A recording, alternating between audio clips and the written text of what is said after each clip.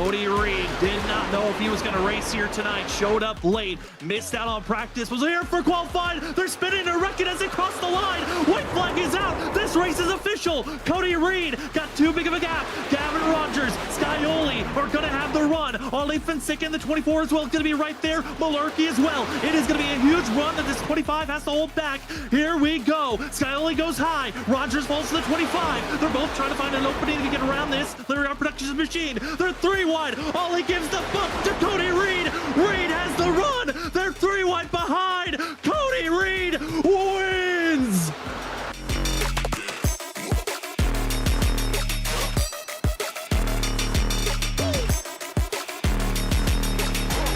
It's go time for Hall. He's got to pass 3 drivers in 1 lap. Will he get by Forbes, or will Forbes block and defend? Hall trying to get to the inside. Forbes stays wide. Hall hits contact. Get out of the way, Forbes. Hall wants the win, but he overcooks the corner. He'll lose time there. Now going to be a 2.5 back, and Richard, it might just be down to the teammates.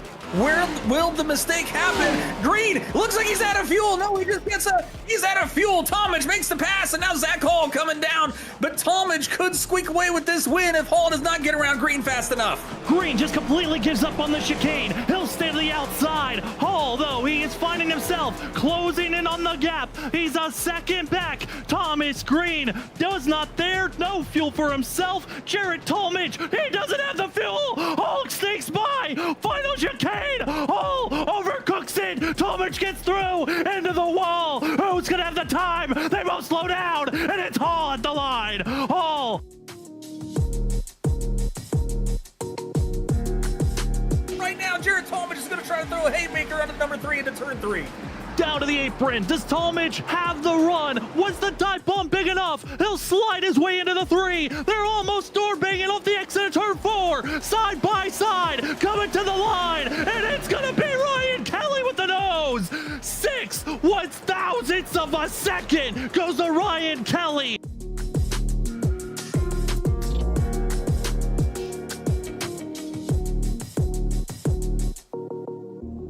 Benjamin Nelson, Cody Reed on the inside groove, but it's Christopher Wade. Shane Terrian going to be leading the middle and the outside lane. Well, Christopher Wade, he gets tapped. Spud is the 53. It's down to Zach Hall. Benjamin Nelson, lock yourself into the next round. The 79 to the outside. Zach Hall in the 32 on the inside groove. Could Cody Reed be the stealer? Inside, down to the yellow line. Cody Reed steals it at the line.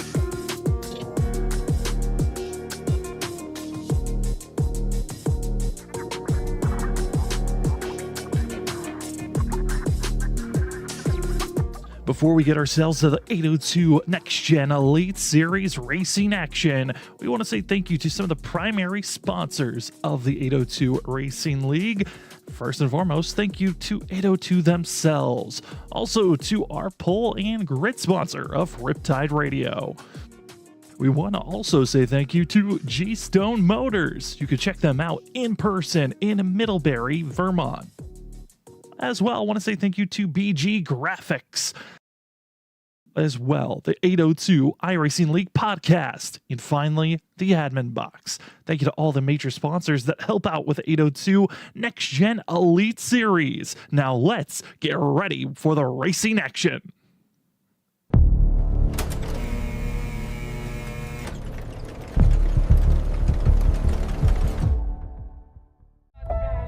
Motorsports and racing cars is a big part of the heritage here at G-Stone Motors. Todd and I have been racing each other for years. I love the one-on-one competition. When it comes bottom line, we're all behind each other and support each other with everything we do. I think that says a lot about our company's culture. I'm Vince Quinville, Service Manager at G-Stone Motors. G-Stone Motors, your family Ford dealership, Route 7 South, Middlebury, Vermont.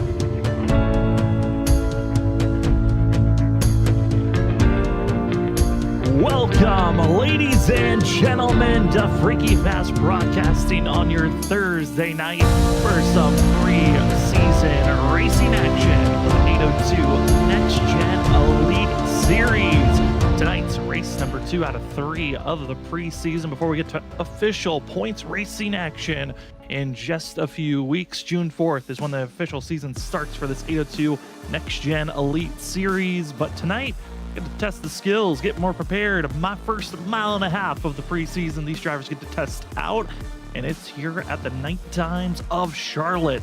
Drivers are currently underway with qualifying. We'll get to that racing action here very shortly, but we do want to say thank you to some of the amazing sponsors that we have for the 802 Next Gen Elite Series. We want to say thank you to Riptide Radio for being the Pull Award sponsor, as well as the 802 iRacing Elite Podcast for being our One to Go sponsor for the White Flag. Also, BG Graphics for cautions, G-Stone Motorsports for replays, and the Admin Box for being a part of the 802 Next Gen Elite Series. So excited for tonight. We are proud to give you all the racing action this evening here on Freaky Fast Broadcasting. My name is Sam Dyer. Joining me in the booth as always is Zach Hall, and running productions in the background is Robert Moyer Jr. And Zach, it's Charlotte. It's the well-known track of iRacing and for stock car racing, and we get to test it for race 2 of the preseason. That we do, yeah. Charlotte Motor Speedway, one of the most known tracks in all of racing. You know, it's definitely the home, I would say, of NASCAR, where all the race teams are located. Everybody knows very well about this racetrack, and even one of the free tracks here in iRacing. So everybody who comes in the oval side of the ranks starts usually cutting, so to say, cutting their teeth on this track and getting to learn it, the ins and outs of it. And then you get to take cup cars around it and get to really take the speed up to this upper echelons of speed. So it's a really great racetrack. It's aged well after it got repaved in the mid 2000s there, and it's really, I think, aged well where it's got so many multi grooves that you can really race very, very, very well in this next gen car, because it's critical to have those multi groove tracks for this car. And all the drivers are currently underway with with qualifying. Practice is over and done. We do have a warm-up session after this qualifying is over, but currently top of the board going to be Rob Lowe in the 21 machine. And as all these drivers finishing up qualifying, it's going to be over 20 drivers expected to race here tonight. Around 24 is signed up. We'll see if all 24 race here this evening. Again, it's preseason. Last week, there was a major glitch going on the iRacing side that kind of messed up a lot of different drivers and series' settings. Tonight, we got the settings a little bit more cleared for us. Last week, there were unlimited fast repairs. You got caught up in a wreck, you're back into the mix, and it allowed a lot of wrecks and drivers that probably would have been out of this race in the first 20 laps to be in the fight later on. Tonight, no fast repairs. Only 3 sets of tires in pit road to work with.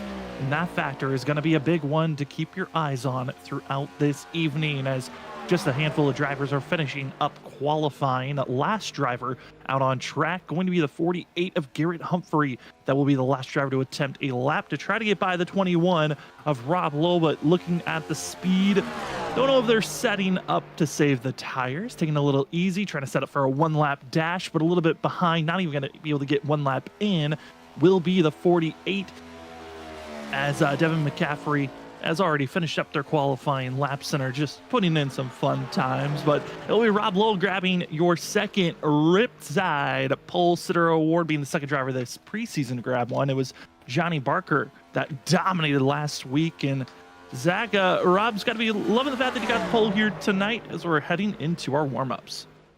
Definitely bodes well always to have that pole position, and starting out front, we saw how valuable it was at Dover last week for Johnny. He talked about how he had to fight to keep that clean air, and it was so critical. But I think tonight we will see a little bit more opportunity for that leader to be vulnerable. But just due to, again, this track, I think spreads out, gets a little bit wider as the race goes on, and it really makes for some great racing. So I'm excited to see when we do drop the green flag, how the drivers are going to move around this 1.5 mile track.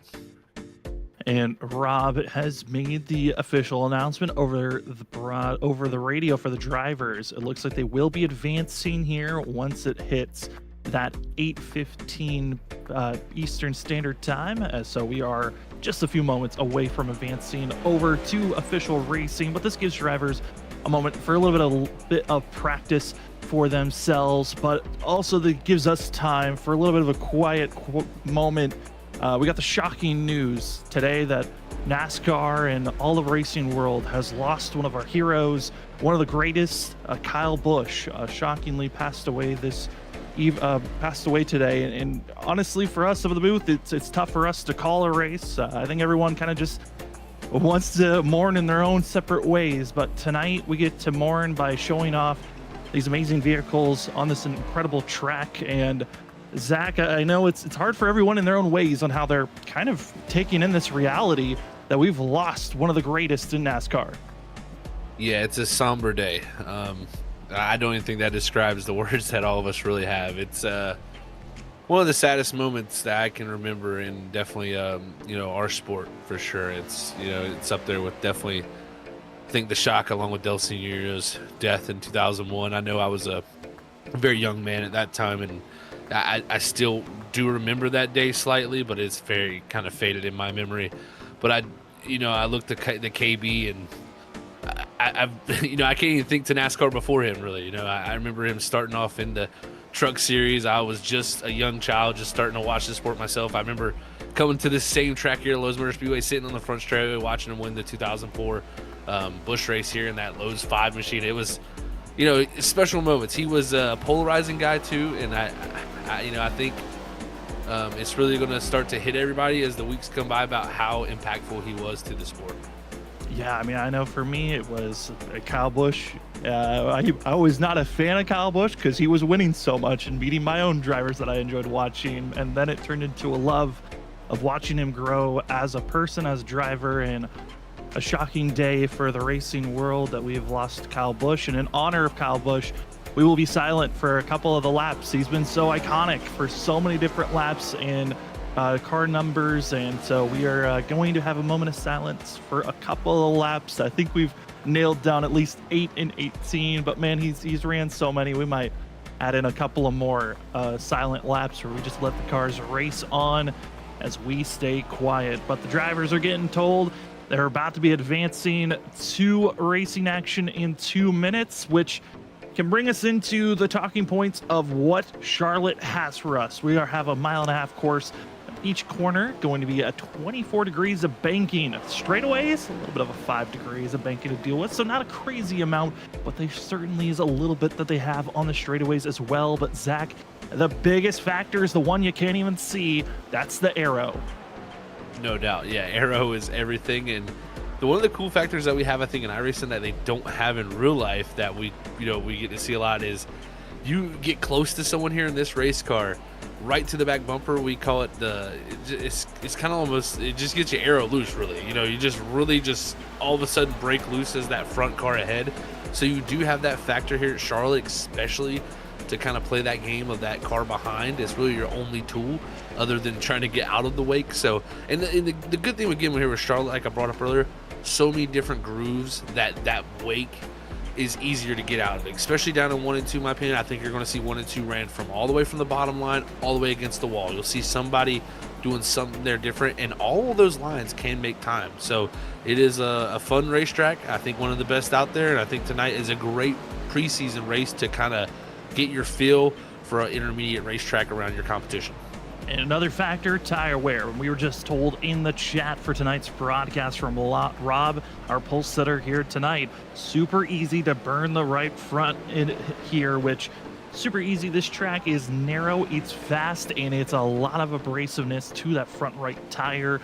And as well, the rear ends are going to be something to care about off the exit. Going to be a lot of fun to see how these drivers ebb and flow here tonight, on top of the fact of knowing there's no fast repair. You got to be a little bit more gentle here tonight around your competition. We saw a lot of drivers being magnets around each other. I think the biggest one was probably the 37 of Connor Patton, who's going to be hoping to avoid carnage here this evening. But if we see early troubles, that could ruin drivers' nights almost immediately. The warm-up's been advanced. That means all that's left is the featured race.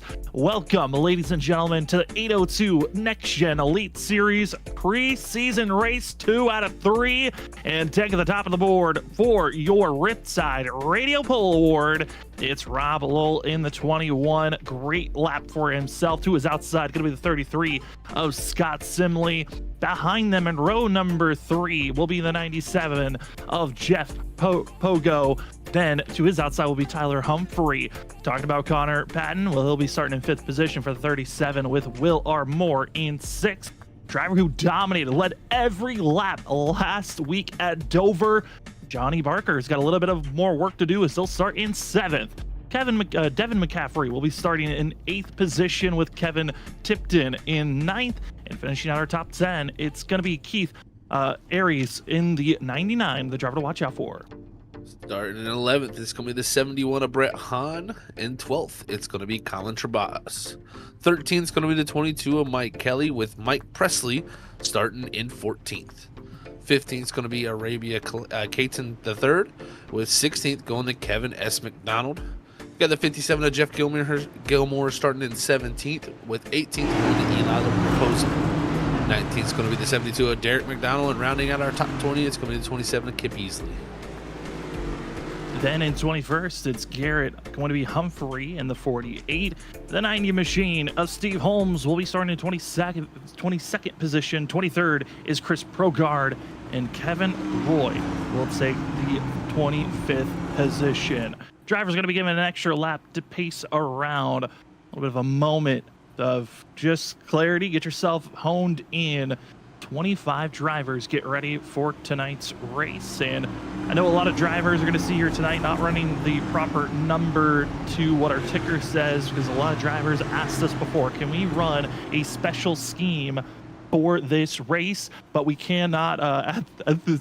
Sorry for a moment. I have to step away, Zach. Sorry to throw everyone off. I will be right back. Oh, no worries, babe.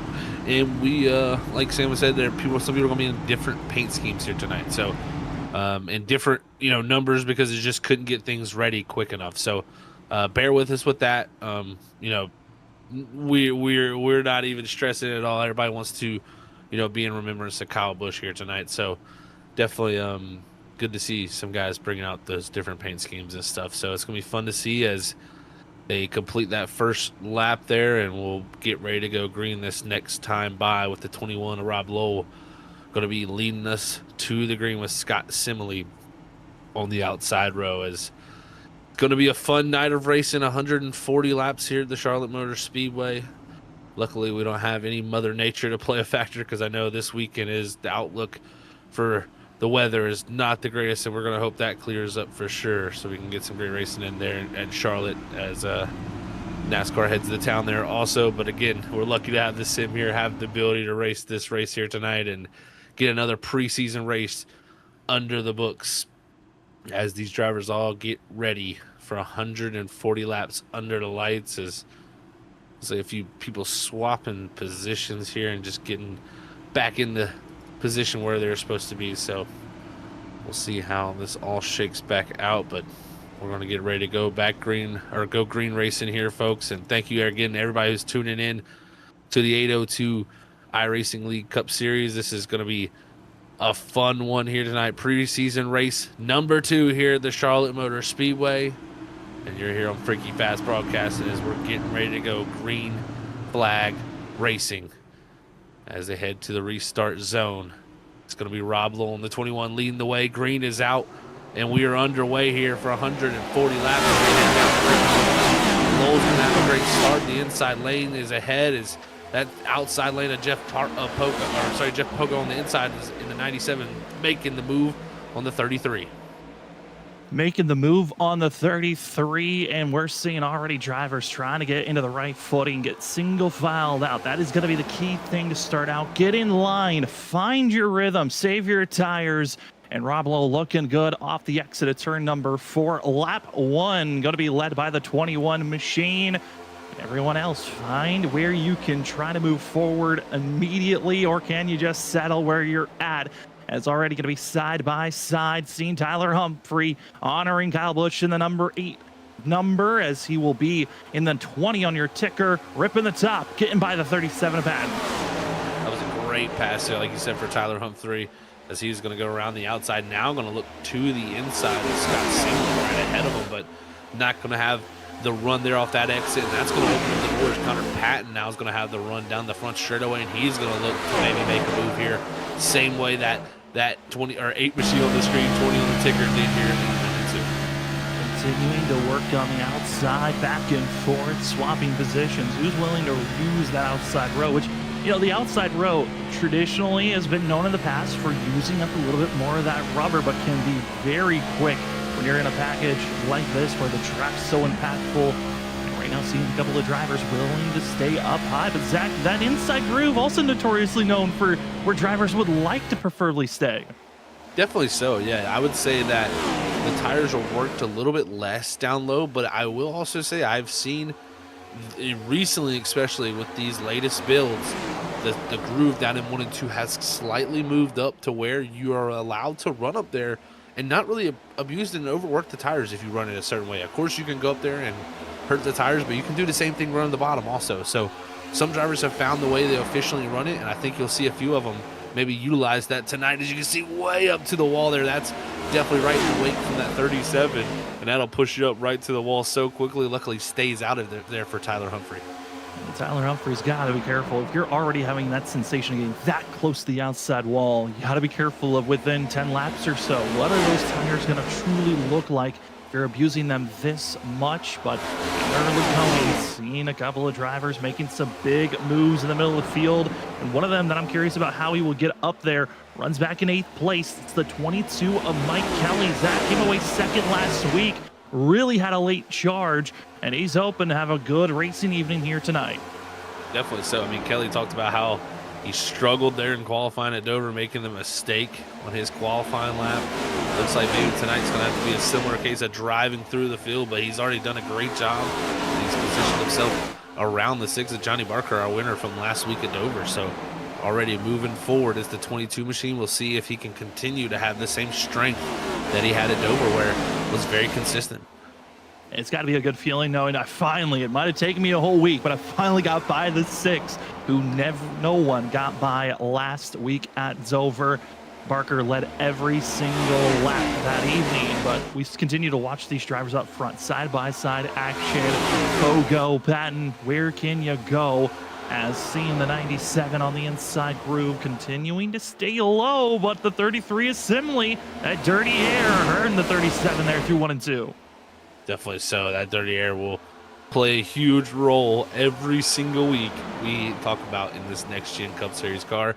It is all about driving out your rearview mirror sometimes when you're in the midst of these battles in this group, and it can be such a skill and also a weakness for drivers to be able to position themselves well enough to run every line and to take away each other's line. I know that, you know, some are very good at certain lines, and when they try to take away other lines, they start to mess up, but then you'll have the others that are just so good at every line, and that's where you really get to see the people who can lead well. But the battle for the lead, as I say, that is on, as Simile has found the run on the outside, and he's making the momentum up top. And Simley, good run for himself, continuing to rip the top, staying away from the outside wall, and a massive run that allows him to lead that lap. Getting by Rob Lowell, but is that the move that you want to make here early on? 10 laps in, and continuing to get closer and closer to the outside wall are some of these drivers. The risk to reward, it is certainly great if you get the good run, but major side drafting there from Lowell. He gets right to the quarter panel, almost contact, and pulls that 33 back as they go into turn number 3. Classic with this Next Gen car, and a little bit of a snap there loose for him as he got a little too much of the blue line down there in 3 and 4. You want to be very, very close to that line, especially in 3 and 4, and almost put your left side tires on it if you're going to be running that bottom. So it's sometimes easy to kind of get on the apron, and that'll upset the car for sure. And Lowell did a good job of holding on to it. Same for Pogo, making a little bit of a checkup maneuver not to get into the rear of him. That could have been an early disaster for this grouping, but as we look out front, Simile is starting to enjoy a little bit of a gap here as he's taking a liking to that outside line. Taking a liking to it, and seeing a couple of these drivers after they clear, they're going right down to that inside row. Not a couple of others. They continue to ride on the outside. Here's a driver, though, that we have heard the names before. We have covered the names before. This is Kip Easley in the 27, and Easley entering tonight in the 27. He's moved up a couple of positions, up 6 from where he started in 20th. And Zach, I think this is a name I was expecting to be up front maybe a little bit more often this season, but taking it easy here in the first couple of laps.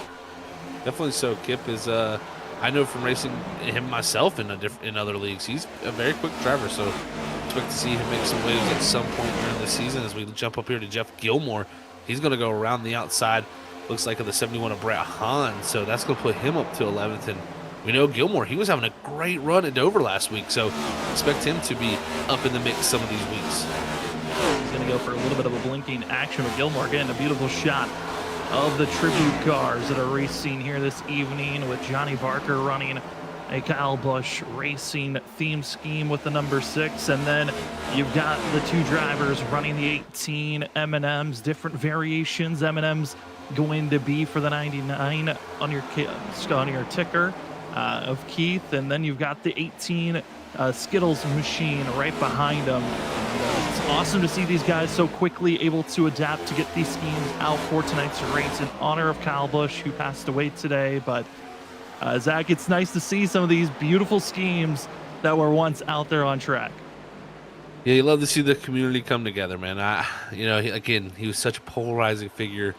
I won't say I was necessarily a fan of him. I mean, definitely in his latter years, I definitely grew to be a fan. But it's one of those things where, man, he is such an important role model in all of this that everybody, I think, has come together, even if you weren't a fan, to recognize and respect the life of of one of the greats. One of the greats for sure. I mean, a 2-time champion in the NASCAR Cup Series. He won so much in every division that he was a part of, dominated the Truck Series. I mean, I got to way back when I first started commentating around the COVID era, and right when NASCAR was coming back from the COVID era, Kyle Busch didn't have the best return to NASCAR racing. And he certainly was having an off time, and at that moment in time, there was an iRacing league called the Monday Night Racing Series, where a lot of NASCAR drivers, crew members, media drivers all came together to race during that night. And Kyle Busch came out to race the trucks at Homestead. I was a part of that broadcast, and I was less than a year into commentating, and Kyle Busch won that race. And I'll always remember the feeling of seeing Roush 5118 has joined the Discord call. And because of the memory of Kyle Busch, we're going to be quiet for this lap 18. This one's for you, Kyle.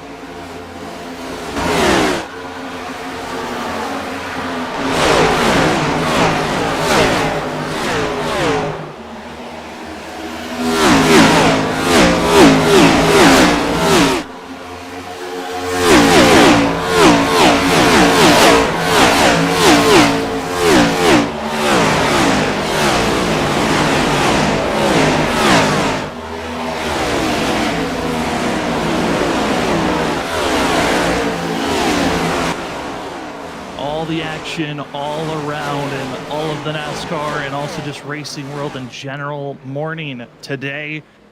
I know today is a preseason race, so there's no points on the line. Everyone's coming out kind of getting used to this next gen car, but it's awesome to see the amount of drivers that said, you know what, in a moment in time that maybe you don't want to be out on track, I'll come out here and I'll race and do exactly what some of the greats love to do, which is just be out there on track. Zach, 20 laps are now in the books. Still plenty of racing action here tonight, but what are some of the things you're noticing from these drivers in the early goings of this Charlotte race? I tell you what, Sam, I'm noticing a ton of drivers loving the outside line here tonight. They are enjoying the multi-group action that this track has given to them. 3 and 4 looks, I think, to be a little bit more dominated by the lower side of the racetrack, kind of second groove to that first bottom groove. But down here 1 and 2, I mean, we were riding on board there with Will Moore, who's in that red Skittles 18 machine there, and I believe you got 34 on our ticker. I mean, these guys are running all over the place. But again, I think that tried and true bottom line can be such a benefit, and that's what Rob Lowell's done, who's took the lead back here. We just saw for that moment is we'll see if the 33 is going to have enough grip on the bottom to complete the pass back on the 21. But I think Lowell going to take back control here off the exit of 4. able to take control, takes the lead, and trying to move on forward. Also going to be seeing Connor Patton try to find an opening to get by the 33 Assembly. And it's to the top ropes is the 37. You know, another thing that we saw there while riding on board with Will R. Moore is shifting. Drivers looking for which gear is the right one to be in. Is it fifth? Is it fourth? And that's the fun thing in this next gen that we really haven't been able to talk about with some of the other series that we've called here over the past 6 months or so, is the shifting factor. You got 5 gears to work with, and finding when to shift down, when to stay in the higher gear. Always a fun thing to see these drivers evolving, trying to change up with.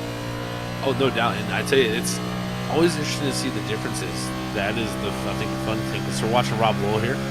5th gear, looks like, all the way around the racetrack, which is kind of a less aggressive approach, in my opinion. It's more trying to keep the momentum wound up, get really good exits, you know, make sure you're slowing the car up yourself, not really using the engine braking, as you see Connor Patton filling up his mirror in the background.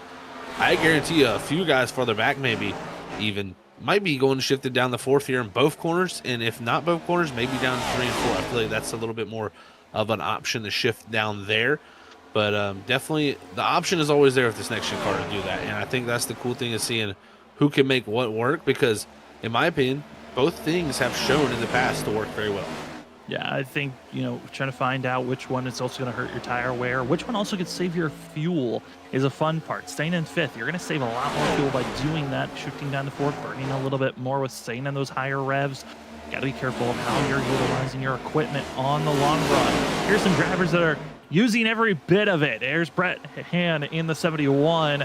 In the big middle of the pack, his drivers are jostling for positions. This is 6th all the way back to 14th that are on top of each other, just showing that even in the later halves of this race and into this run, you've got drivers that are willing to be on top of each other. No doubt, yeah, this group is stacked up right here, Sam. This is some great racing going on. And Brett Hahn, who is patient, in my opinion, that 71, he kind of dropped back a few spots from where he started. He's kind of drove around all of them now up to 6th, and again, using the patient approach of just running that bottom line. So again, that high line, it allows the speed, it allows that opportunity to go out there and get some track position, but sometimes that track position is kind of the hand that feeds you will hurt you, kind of. So it's definitely not one of those situations where you can just go out there and run as fast as you can up there, because it can really hurt you in the long run. Certainly can. Seeing drivers still up on the top, trying to find their footing to move forward. A couple of drivers have lost ground to moving forward. Johnny Barker, I think shockingly, qualified 7th, now outside of the top 10 for the 6 machine. As you've seen him right on the inside, back out of this pack that we're watching. He's getting in a little bit of trouble being passed by more drivers, but you know, one that's moving forward, it's going to be the 48 machine. He's been moving quite well through this pack, up 10 positions. Our biggest mover right now. There's the 48 on our ticker, 8 on track of Grant Humphrey. That is doing a great job for himself moving forward, and that's 11th positions gained as he tries to go even 3 wide up to the outside wall. They're going to squeeze him back, and that's a good call on the outside 8 machine. That's Grant Humphrey again, 48 on the ticker, and making some big moves right now. Man, that was a great decision to back out of that. I think he had plenty of speed as he's going to make a little contact with the wall and just scratches. Everybody boy. checks up on the inside. We didn't get to see that there, but there was 4 cars. He just went by as they all got stacked up on the bottom. There was some late contact that was going on, and it just hurt so many drivers. I know we were trying to see how he was ripping the outside wall, but man, that was almost calamity for about 5 drivers, but somehow they continue to race on. We continue to stay green, and 30 laps in, you're starting to think about pit stops. How are these tires feeling? How's the fuel feeling? As well as knowing that you've got 3 extra sets of tires in pit road, meaning this race could be a 2-stop from here if you really schedule it out right. It really could be. So we'll see how that works out for everybody. If you want to get to that 2-stop window, in my opinion, it'll be around lap 47. We'll see some of these guys get to about 17 laps from now as they complete lap 30 here on lap 40. It's been action-packed so far, as again, the Charlotte Motor Speedway never disappoints with the racing. How do you want to make these moves right now? And seeing a couple ripping the top. That's Devin McCaffrey in that purple and yellow machine, making his way forward. Qualified 8th, running 8th. One of the few drivers that's running exactly where he qualified, which, you know, when you're running these longer races that have been in a green flag format, it's kind of hard to stay in the same position. Usually you got drivers that are backing off trying to save their stuff, others that are pushing forward. And McCaffrey better be careful because it's Kip Easley in the 27, slow and methodically, making the moves on the inside and about to be making the pass to be his 13th position gain for the 27.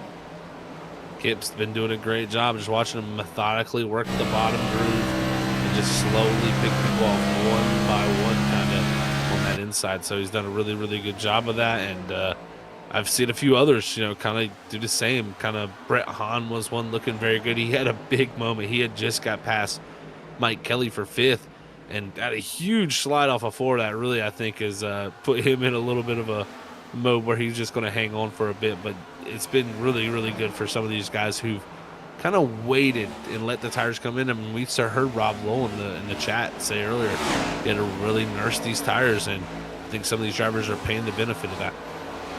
We are starting to see a couple of other drivers trying to make some big moves all around. One driver that started a little bit outside of the top 10 now is trying to fight to stay in the top 15. Here's a 39 of Colin Trebass trying to get by Tyler Humphrey, which saw that 8 machine was having some great battles. We missed him being pushed and slid, and I think that's what's hurting right now Humphrey for his moment as he's falling back. Here's another driver falling back, Jeff Gilmore, now in trouble of potentially falling outside of the top 20 as he's going back and forth in the 11 of Chris Progrard trying to make the pass currently. Great racing all around this racetrack as Progrard there makes that work as Gilmore flirting with the top of the wall there. He's going to look to have now Kevin Roy, who's going to have the run off of 2, and he's going to make that pass in the 88 machine. So Roy up to 18th, Gilmore back to 19th. Is the next driver in 20th will be Eli Raposa. I believe they got Kevin McDonald and also Derek McDonald all stacked up on one another. So 20th to 22nd, all racing still also. Running on the second half of the track, our leaders on the complete opposite side of the course, but still putting on a show even this far back in the racing action. As up front, Rob Lowell still defending for his position, but now seeing Jeff Pogo. Where will we see the 97 place himself? Because he's been trying the outside, trying the inside groove, but it's Connor Patton that's been in the better aggressive position to keep second place for now. Also curious about Scott Simley. What will the 33 have, or did he already burn up all of his stuff when he initially tried to make the pass on Rob Lowell earlier? That's a great question. Right now, I mean, last time around, he had some of the quickest times of anybody, and it was quicker than all 3 of them ahead of him. So we'll see if Simley can start to make a charge back up to him, but this group is still so close in lap time, and even all the way back to like Mike Kelly, Kip Easley, it's only 4 seconds separating our top 8 drivers. So we're going to get the pit stops with everybody almost within 3 seconds of each other. Trying to make the moves, trying to make the patient passes, and where can you settle? I know a couple of these guys hoping for better runs than they had even last week at Dover. I mean, Rob Lowell finishing 21st. He was last of all drivers, now leading this thing. Connor Patton, he's up there in second. He was second to last week at Dover. So this has got to be a big pick-me-up for those drivers that were hoping for big runs at Dover last week, but just didn't get it. And it's nice to get some of those bad races out of your system in the preseason before we get to the actual racing action, which we have one more preseason race, Nashville Super Speedway, next week before we have our first official points race, Michigan. That will be June 4th. Official start of the 802 Next Gen Elite Series. But Zach, it's nice to have this kind of preseason time. Allows us to get used to the drivers before we truly ramp everything up for the season starting. Completely agree, Sam. This is a great little warm-up, tune-up for us also. So it's great to see that. As look in the background there, Grant Humphrey. He is on the move, man. From 21st now up into the top 5. So shout out to the 48 out there. He's the 8 on our screen. He's about 1 car back from this group right here. And, you know, it is such an impressive feat to go from 21st to 5th and be only about 2.5 seconds off the lead. So that lap there too, about 200 quicker than our leader. So again, continue the trend of going forward. Humphrey might be an issue for these guys by the end of this thing. He could be, and trying to pull along Brett Hand as much as possible as the 71 right behind him in the 711. That is a broadcaster from turn 3 that a lot of people work with. But here's a potential chaos moment as Brandon Garrett's going to be the driver in the one M&M's, patriotic M&M's, trying to find an opening, not able to find it just yet. You got to be careful if you're Devin McCaffrey, because now you're going to get forced 3-1 as the one squeezes up, holds on for now. And Brandon was a driver who almost missed out on this race. Didn't realize there was an update. Hey, we didn't realize there was an update either until we started logging in, and almost missed out on this race because of that. And this one took a lot of strategies and gambles last week at Dover, and attempting to go for a big move as Will R. Moore blinks out. And that's one of those scary moments that you rarely see in iRacing, but it always happens every once in a while, that just can affect your race completely when a driver in front of you goes away. Oh, no doubt. That is a scary feeling to have for sure when you don't know where they're at. So definitely tough for the drivers around that to figure the way around. But yeah, gotta give a shout out to Brandon Garland, Durant there, and that one, because he's done an excellent job of just continuing to march his way through the field up to 10th for himself. So we've seen a lot of people was watching on board from Grant Humphrey. It's impressive. And and Humphrey, we've seen him. He's been fighting and pushing that car to the limits against that wall, and it's finally kind of come back to bite him there just a little bit, Sam. All the speed, how much will it scrub off that time? It immediately ducks down into 3 and 4, not wanting to utilize too much of that wall this go around. Brett Hand now going to have to figure out, okay, where do I want to place myself? Do I continue following in the tire tracks of Humphrey, or do I try to make a move? Is the question in hand again. I know we got a lot of drivers. We were asked before this race of, can we run a Kyle Busch scheme that doesn't match the number that we're going to be running for the official season? We thought it was appropriate for everyone to run whatever scheme they felt like here tonight. So if there's any confusion while watching back this broadcast, we're doing our best to tell you which driver is which. No, it's kind of confusing at times, but Zach, we're getting closer and closer to that window. I know for fuel-wise, they for sure can hit 50. The question is, who wants to take the gamble of maybe pitting a little bit sooner? And it looks like we'll be a driver further on back of Devin McCaffrey. That'll be the first driver to hit pit road. That could be the calling sign for a few others. Definitely could be the calling sign for a few others for sure, Sam. And this is kind of right around the window that I was speaking about anyways. You know, I felt like 47 would be the number, but 46, you could still put yourself in that window, so to say. So not surprised to see a few drivers electing already to come down, but I think pit road's going to get very busy here in the next few laps, though. Drivers to think about what strategy is going to give you the best option for keeping your position, maybe to get in an advantage. Do you feel like you need the advantage on having a lap or two on tires over your competition around you, or do you just need to build a gap by pitting sooner than those drivers? And over the radio, Connor Patton over the radio saying he is pitting this time around, and into pit road will be the 37. And pit road speed is a little bit deeper than I think some drivers expect when you can finally hit your time. So you can be slightly aggressive going into pit road. But certainly a black flag is not what you want to gain, because that can ruin a lot of drivers' days based off how green we've been so far after 48 laps.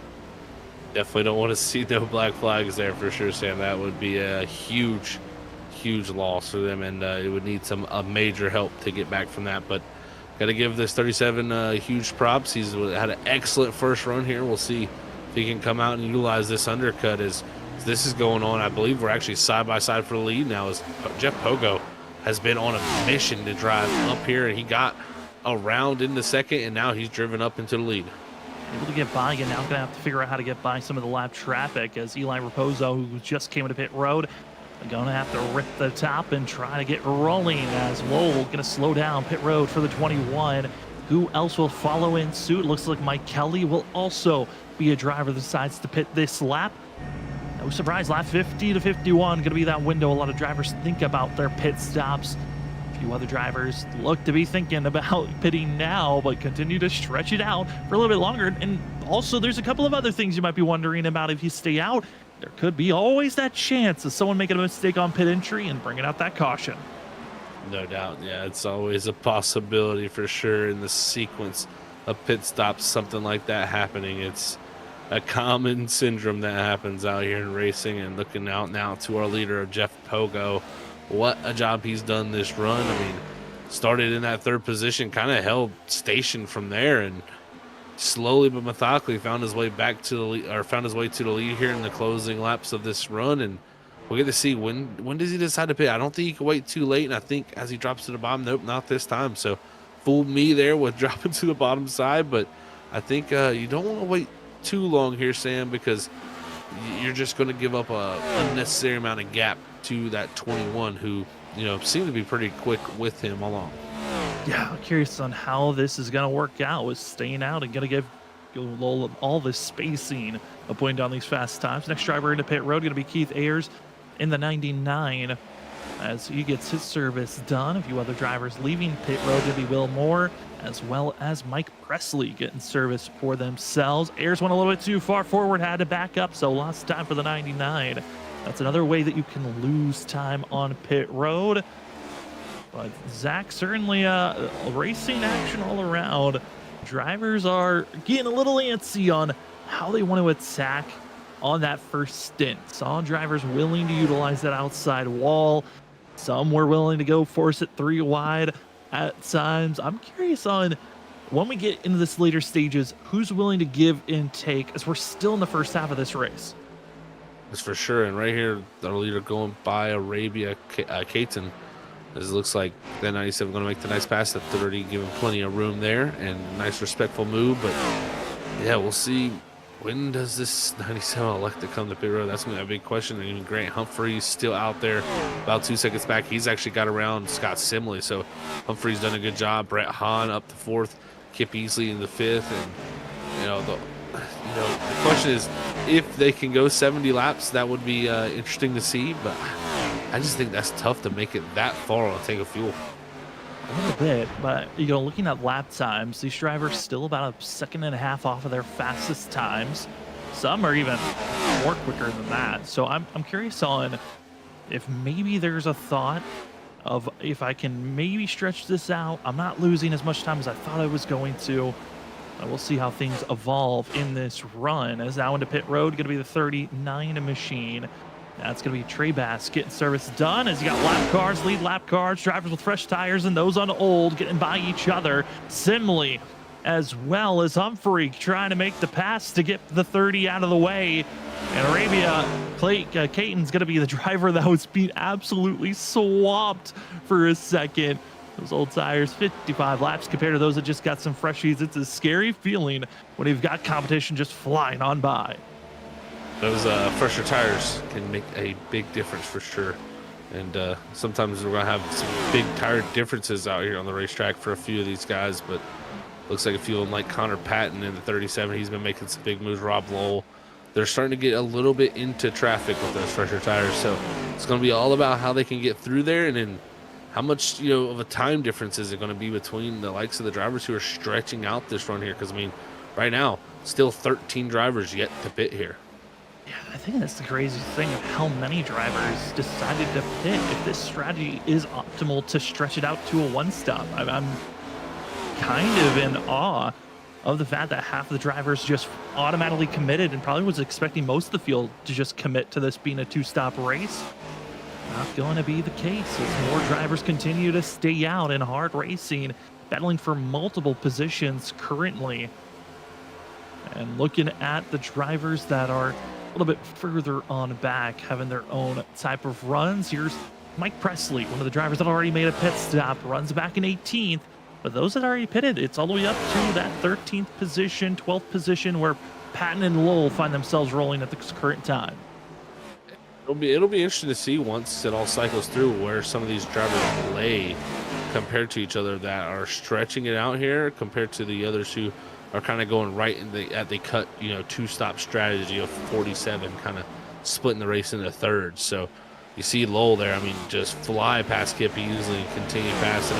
It is a pretty big difference, but that tire difference will start to fade away here as the run goes on. So the longer they wait, the more time they will gain back necessarily once they get on the new tires, but also it's going to fade again. So it's a tough situation to call here what's going to be the right strategy so far. 60 laps in and still waiting for half the field to make the call into pit road. And right now leading the charge is Jeff Pogo. And Jeff Pogo, driver who we did not see last week, so making his debut run for the preseason, which we knew a lot of drivers with all the iRacing issues that were happening last week. There were a few drivers that said they wanted to race, but just weren't able to sign in because of server issues, also just UI issues that were going on behind the scenes. So it's nice to see some of the drivers that missed out on Dover to have a chance to race here at Charlotte, get a little bit of a feel of what the season might bring, as Simley as well as Grant Humphrey getting close to that outside wall, as Connor Patton trying to rip his way forward to get unlapping himself before this stint of drivers that have not pitted yet happens. Definitely always an interesting situation when the drivers are coming through to unlap themselves. So we'll see how Patton can do right now. As again, the first car on the fresh set of tires is Lowell. In the background there, closes up to the inside of Scott Simley, who is our second place car on the racetrack. Lowell, second place car when it comes to drivers who've pitted. He's going to be looking to catch up to that 37. So when it all does cycle through, this 21 will be leader. There is trouble for one of the drivers, Jeff Gilmore.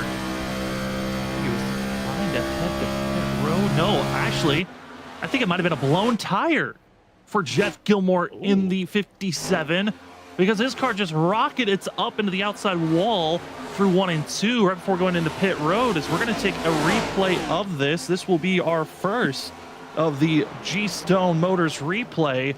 And you see the 57 just goes right up into the outside wall. And then at this point was given a required damage flag, which with that type of contact, you're not expecting there to be a major damage. That is a cue that you have a blown tire and you have to go to pit road. It definitely looks to be that case for sure, Sam. And it looks like that tire was going down there as he's going to come to pit road. And that was just a tough break, because, yeah, that was only a light tap to the wall, so there wasn't like I think any suspension problems or nothing for him. So, and I can confirm, yeah, he didn't sit on pit road any longer than anybody else. So, yeah, just a blown tire looks to be, and I'm not surprised by that. I mean, we heard in the chat very high tire wear, and these drivers are taking it upwards of 65 laps, and as they continue to do this, Sam, I'm starting to think they're going to be able to almost get to 70 here. There's more drivers hitting pit road. It's going to be kept easily. Chris Progrard over the radio. Grant Humphrey, and Humphrey now into pit road. They are not able to stretch the tires. They are not feeling good for lap 70. And I'm curious if, it's not a usual thing that's going to really hurt you for multiple laps, but that extra lap, maybe that of pacing that we had to start this race off, might have changed a couple of strategies that hurt drivers once we went green, because here goes Pogo, not able to hit lap 70.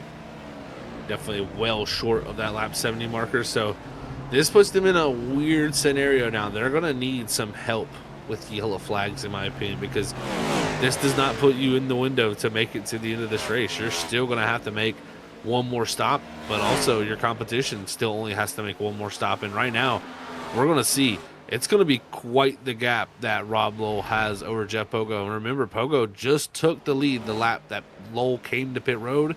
That's going to show you the type of undercut and size of the gap here. And I mean, it's not even going to be that far away from where, the other drivers will look to hit pit road. It's almost 20 laps away from that.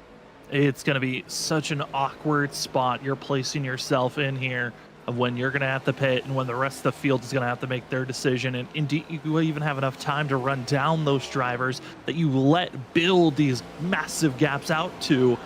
A lot of questions are now up in the air of, do you have the tires? Which strategy is the better one to take? And we still have some drivers that have yet to pit. Scott Simley, Brett Hahn, still out there on track, as well as going to be Kevin Tipton. They're still out there just running their own race, waiting for laps 70 to 71. Seems to be the way they're going to go, Sam. And I mean, hey, that's a great job on these drivers for stretching it this far, and especially for Scott. he's been running pretty much the top the whole entire run. The fact that he has made it this far running the top side is just even that more impressive. And for Han, I know as he's coming to pit road this time. So, yeah, Scott similarly, he has just been the whole time focusing on saving fuel, it seems. Yeah, and we see these drivers going into these corners. You're just going to see this white line, and it will drop immediately down into the corners. That is a clutching factor that is pushing down the clutch pedal that is allowing the revs to drop immediately. You're not using as much of fuel when you pull and push down the clutch pedal. It's not immediate, like cutting it completely off, but it's helping a lot on saving fuel. It definitely helps a ton on saving fuel. Yeah, when you're disengaging that motor, taking all the engine braking out that normally you would have, as soon as you lift off that throttle, the engine is actually fighting to slow the car down as you lift off the car with the gearbox and all the gearing throughout the car.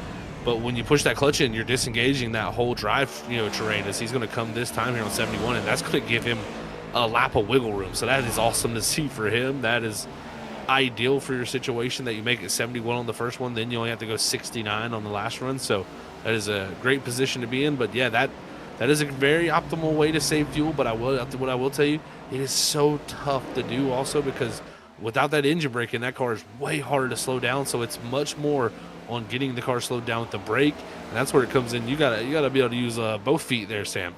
A little bit of double footing them way around and using all of the pedals at an immediate time, but it will give now the lead to Rob Lowell in the 21. And at the time of pitting, it's going to be close between the 21 and also the 33 and whoever is challenging. If we continue to stay green, these strategies will clash in those final 10 to 5 laps on who will be the better one at the end of the day. Is it pushing your tires for a 2-stop? Is it saving the fuel for the 1-stop? So many strategies that we will find out here shortly. We'll find out those answers when we come back from our commercial break. It certainly is going to be a good one. We cannot wait to give you more of the racing action for the 802 Next Gen Elite Series. This is preseason race 2 out of 3 at Charlotte. We will be back with more racing action here to see these drivers, as it has been a fun one to see. 2 strategies on the line. Who's got the best one? We'll find out right after this when we come back from our commercial break.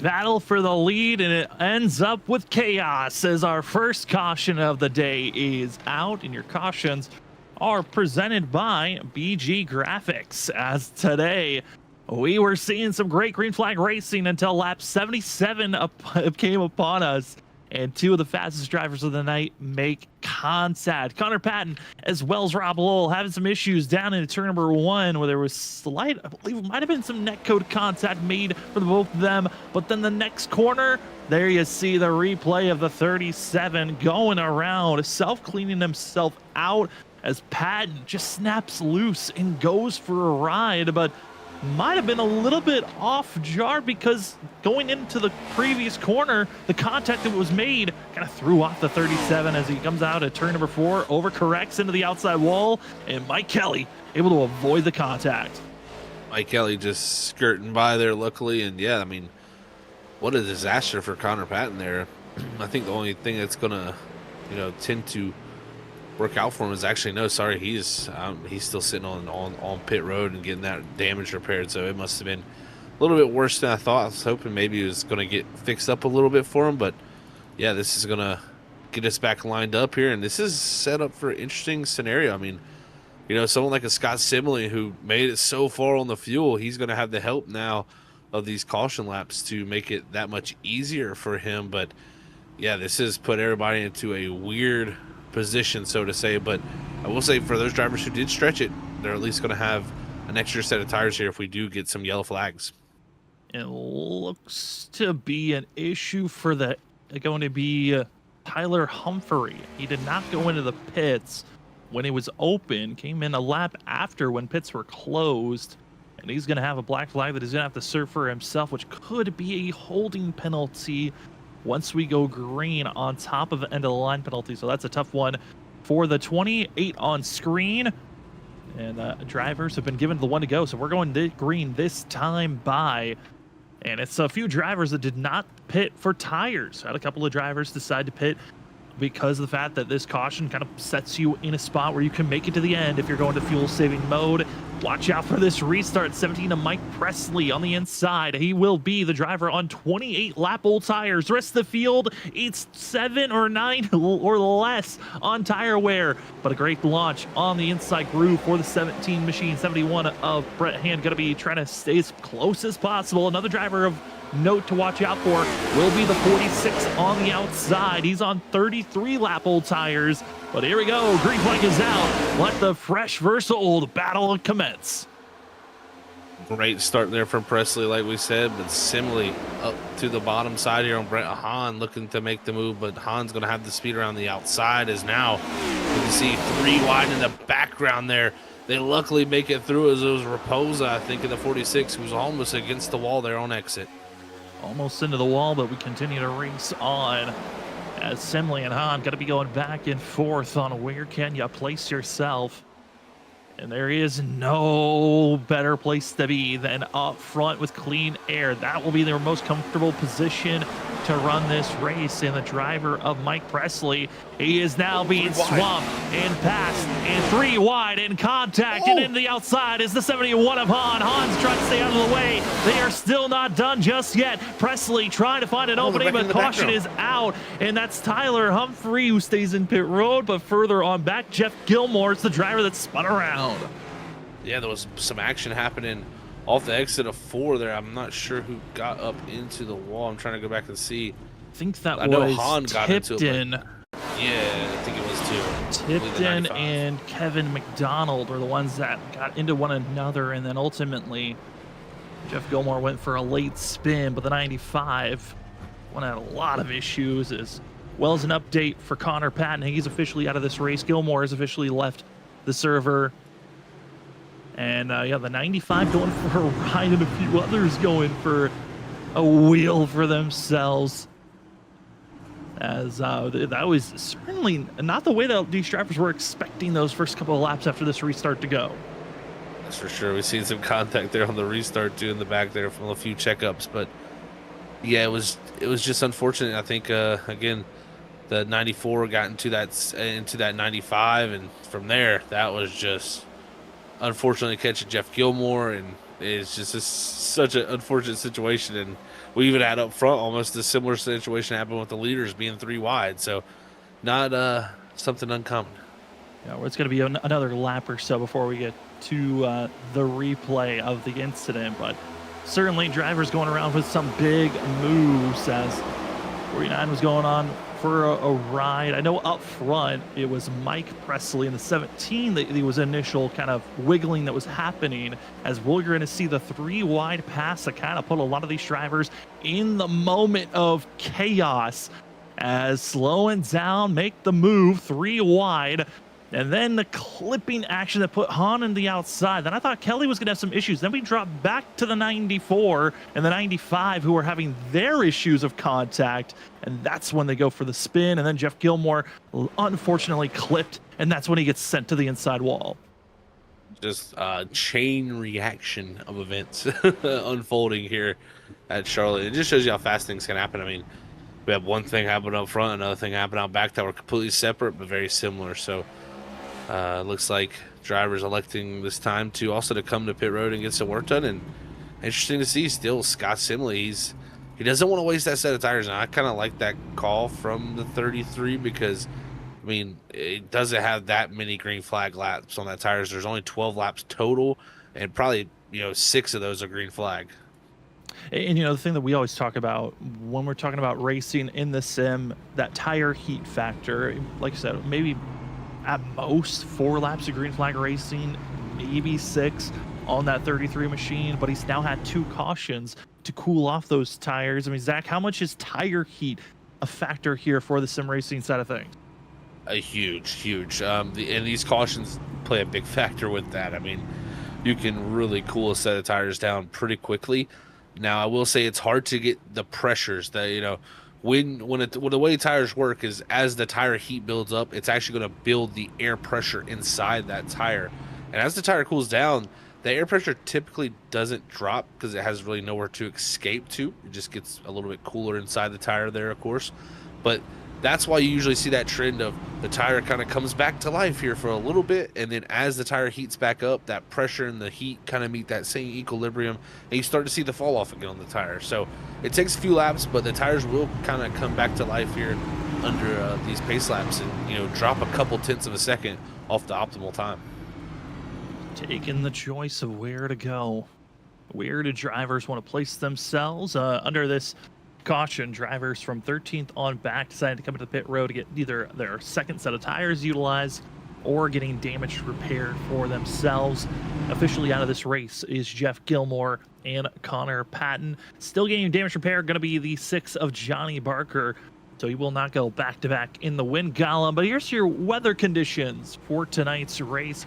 80 degrees Fahrenheit on the outside, air temperature 83 going to be the track temperature. But it's the wind that's slowly drifting back and forth for tonight's race. Heavily into the nighttime, not expecting a lot of change on the air temperature, track temp. It's really based on how long we stay clean and green on if it's going to heat up or cool off. As we're about to go back to green flag racing here from Charlotte. Again, want to say thank you to G-Stone Motors, BG Graphics, the 802 iRacing League podcast, as well as Riptide and the admin box for sponsoring the 802 Next Gen Elite Series. And we are back to green flag racing, and it is Mike Simley up front, looking good and trying to continue on, stretching the fuel, stretching the tires. The rest of the field, they're going to put the pressure on as much as possible. As Kelly, got to be careful as Rob Lowe is already to your inside. That you got to be careful for sure. I think Lowell saw the opening of the door, and also Jeff Pogo sees the opening of the door back here. He's going to make a 3 wide move down into turn number 3. As everybody trying to find their way back towards the front of the field. It is calamity here at Charlotte. As seeing Grand trying to find the way. That's the one machine. Brandon Grand, who's going for a great run for himself in that red, white, and blue M&M's machine, but he's got the heavy pressure of Grant Humphrey. That's going to be putting the pressure forward as well as everyone back and forth. Jeff Pogo in the mix, and they're all battling outside of the top 5 currently, and it's all Scott Simley, who even with having the slightly older tires, he's the fastest vehicle out on track and trying to pull away from the rest of the field. He's doing an excellent job, and I mean, with how well he was able to save fuel and keep a pretty good pace that first round. Will be interested to see what he can kind of unleash for us here in this next run. I think it could be some impressive pace that we see from this 33 car. So we'll see if he might has something to overtake him with, even though he's got the older tires. Is all in the background. We didn't get to see it there, but Rob Lowe hard into the outside wall of the 21. I'm hoping doesn't hurt that car too bad. He's had an excellent night leading a lot of laps. He was the dominator, the leader for the first 60 to 50 laps of this race, but then that contact he just had off of 4, pretty hard hit, not seeing a lot of damage visibly for the 21, which I think that's a big thing for himself. We would have already seen a little bit hard to stay low. He looks to be all right for now, but gonna have to stay off that wall as much as possible moving forward. I know that the damage model is pretty unique, especially with this next-gen vehicle. It no doubt is. Yeah, this thing can take some interesting hits. It can hit very hard and then hit certain ways and certain angles that couldn't, not very hard, that break suspension and break, wheel components. So it is a very risky business to get into the wall. But at the same time, I've seen so many people just get away with it over and over again that this car has kind of built up a reputation of just, let it rip. If you're going to get into the wall, hopefully it doesn't break the suspension components, because usually it'll be fine if so. If you're going to hit the wall, keep your foot in the throttle and hope the tank continues to roll on as our top 3 in line with one another. That's Scott Simley, Mike Kelly, and Kip Easley. And some of the bigger movers so far has been Mike Kelly and Kip Easley. Kelly up 11 positions from where they started. Kip Easley up 17, our biggest mover. A couple of other drivers just inside of our top 10 and outside of our top 10. Up 14 spots is Grant Humphrey, but for the lead, Mike Kelly finally talked about how he was finally able to get by Johnny Barker earlier in the race, so he finally can make a pass for the lead. The 22 leads here at Charlotte. Kip Easley trying to follow suit as well, and it looks like for Simley, those tires have hit the limit, and now he's going to be in trouble of going backwards. See how he can hang on with those tires, maybe a little bit of a saving maneuver here, or is it the life starting to fade away from those tires compared to his competitors as he fades up the racetrack? Is Easley done a great job here. We talked about earlier, expecting, maybe to have some big runs here in this series, and right now in the top 2, showing that he can definitely do it. Certainly is, as they continue to be in line behind them. Is Rob Lowell trying to find a little bit of extra pace for himself. Pro Guard, and then Brandon Grant, who's back in 6th place. Again, not a lot of practice. He showed up right at the end of qualifying and was able to race here tonight. I got to give props to the One Machine with the lack of practice, but still doing well. At Pro Go, all the hard work of getting back into this position, of finding where he's at. Good job for the 97 Machine, as he is right in the mix of seeing these top 5 drivers. But we're about to be 40 laps to go here tonight. Almost the completion of 100 laps this evening. And just the couple of cautions we've had is really taking away some of that strategy that some of these drivers thought they were going to have this evening. I mean, Zach, you got to think the audible to we're now saving fuel and tires to the end of this thing. It's got to be in the mind of everybody out here. It definitely has to be. I think drivers knowing that, where the caution came out, they know it's gonna have to be a long stint here. So you gotta be very wary of that. It's a tough position to be in, because you know that if you kind of do the maximum save that you want to do, you're gonna possibly go track position. And track position sometimes can be so hard to get back. You can save the tire, and then when you get back to that person, yeah, you have the fresher tire, but you have to use what you have extra to get around them. So it's like you kind of net even once you get around them. So it's a very tough situation sometimes to manage that situation. But we'll see how the drivers do, because we know they can definitely stretch the fuel out long enough to where that caution came out and make it to the end. It's just going to be, how can you make the tires last? And, even if, from what we're looking at Brandon Garrard, can you make the fuel last? Where can you place yourself here in the late running? But seeing these drivers, multiple are clutching it up. No surprise by that. Like I said, you have to do different strategies to save fuel. And Certainly something that continues to race on. I know our producer in our ear, he is very much trying to keep aware of where drivers are clutching here tonight. And interesting to see that it's only on one side of the track that these drivers are clutching at.